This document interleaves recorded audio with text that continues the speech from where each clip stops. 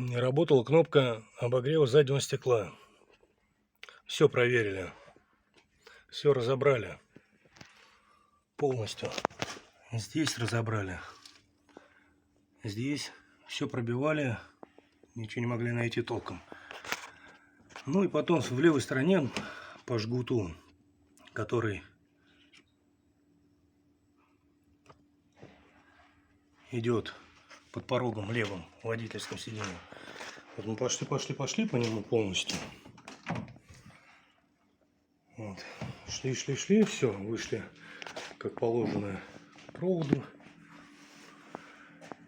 Вот. Потом шли, вот они, вот фишку попали, тоже все отлично. Ну а потом думали, что провод идет вот здесь, вот сюда вот. А тут на самом деле все оказалось по-другому. Как мы подергали вот этот провод, оказывается, он идет вверх сюда. Ну и пошли вот по этим проводам полностью. Вот сверху. Провода идут. Вот они раз. Тут все хорошо. Вот тут фишка она спрятанная. Все хорошо. А с этой стороны бац. Сейчас я покажу ее.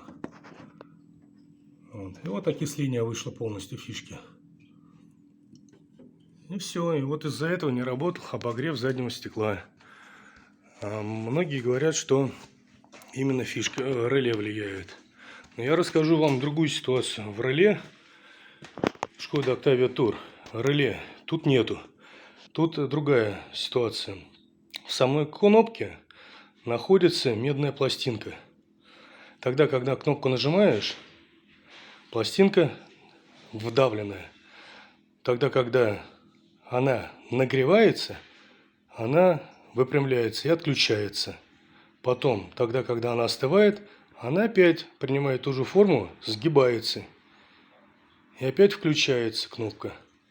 В этом и заключается реле Skoda Octavia Tour. Всем спасибо, всем добра.